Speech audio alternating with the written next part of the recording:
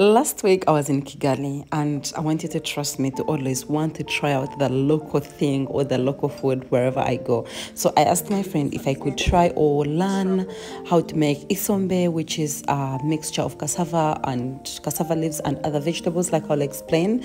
And maybe not even in a restaurant, but cook it at home, at her home, and then I learn how to do it. So she asked someone else, her friend, to come and help me learn this. And yeah, so the lady went to the market and bought this. Traditionally they would have to pound these cassava leaves, the leeks, the bell peppers, the green ones, just to make sure they get it to this consistency, but that would take really a long time. So this time round the machines in market, so we just go there with your money and then you pay and they grind your cassava leaves, the leeks, the bell peppers.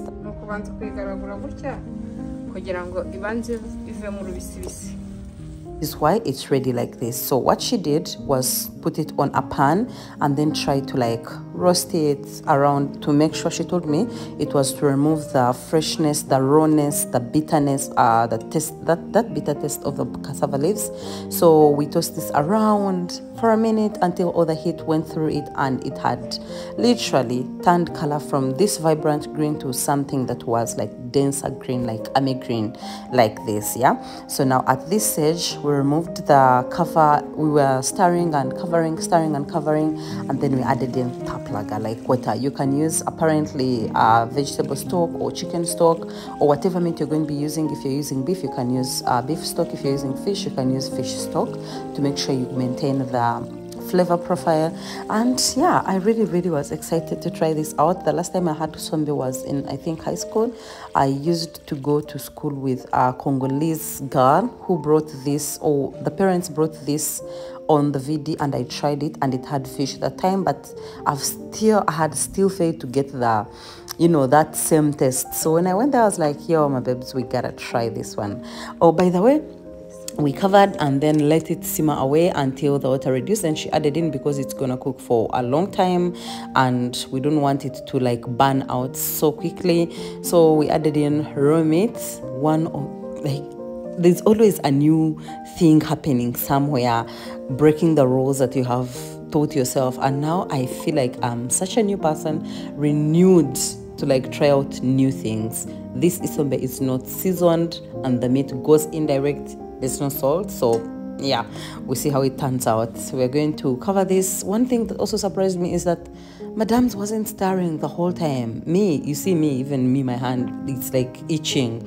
Please stir, don't let the leaves get burnt at the bottom, because there's like a charcoal, you know, situation going down and burning. And yeah, so we cooked it down until it was starting to reduce and getting ready, and then she added in palm oil, amamesa, something like that, I think that's the name. And then there are these sombe onja cubes. They are seasoning cubes. They are green and they sell them in Rwanda, and I think all of our markets that, you know, sell Rwandese food or Burundian or Congolese food. So you just have to crumble these ones into this. I think they're specifically made for this one. Also, my friend told me that they are available in Owino. So yeah, of course, you can trust me to always want to try these things. But if you haven't subscribed up to this time, what is the problem, man? What is the problem? I have been begging in all my past videos, even this one where I had to suffer to go through everything, you still refuse. Is this personal or something? Anyways, we had to grind some garlic and add it in. That was too much garlic. I would never use this much garlic in my food at home. But yeah, I told you, this year we are trying out new things, and there's always something happening somewhere that breaks the rules. You have confined yourself, you know, you have fixed your mind to understand. So yeah, that much garlic was not even felt at the end. Also, nothing is put to waste. That is something I love that we have in common with everyone else. Nothing to waste. Pass the water in the garlic mortar and please pour everything back into the pan. This time around, she stirred. Yeah, I was relieved. The anxiety was taking me out. But yeah, so we brought it to a boil, and then she also added in water. I want you to notice the rate at which the liquid doesn't like go down. They told me that this sombe can be, you know, had like for family meals. You cook like on today, and then keep on warming until it's done.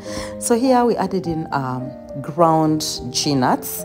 These ones have their skin on, and you can add in as much or as little, but if it's balanced, the better. So we are going to mix this in. Mind you, there is no salt yet in this. If your nutritionist tells you to go vegan and just do something delicious, please stop killing yourself with unseasoned veggies. Go and try Isombe. So here at this stage, she added in the salt, and now we stirred properly, and then put this again on fire to cook for a few more minutes. It was simmering on low heat. The meat was so tender, and now it was time to make for me a tap or a karuka mhogo or bundu. I don't know what other name you people call this. If you're watching this and you call this something else, this is cassava flour. We are having cassava bread with cassava leaves. What a combination. What a time to be alive, my babes. Anyways, I realize it's the same way we make it here. The science here does not change. She put in the flour and let the water bubble above it, which she says it's to make the flour get ready, and then kept on adding in the flour, of course. And then at some later stage after mixing this, I already told you, if you watched my previous videos of the meals we made at Sorority, where I told you cassava flour does not get ready on high heat, so she also removed it. And by the way, here I was suffering with language barrier. If Charity was not here to translate for me, I wasn't understanding anything. Okay, I was understanding, but she couldn't understand anything I said.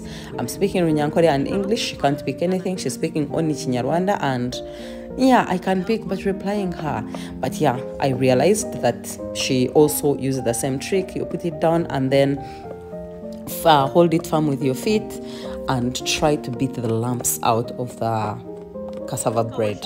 So yeah, I think it's just universal or something like that. Otherwise, if you keep it on high heat, you're gonna mingle, yeah, for the rest of your maybe lunch break. But yeah, please subscribe once again if you haven't subscribed again. I promise to share more of the traditional meals, and also try to endeavor to reach out and learn more things. Here it was ready and it was time to serve, and yeah, we transferred back inside and served our Isombe. They told me it gets better with days, and I tasted that on day 2. We cooked it today. Tomorrow it was better because I'd been warming it over time. So I tried this when it was still hot, but it was really, really a good one, a banger. I can say that the meat did not get seasoned to the inside. And yeah, maybe if the salt was put in much earlier, it would have, but no. But anyways, thank you for watching. Until next time, bye.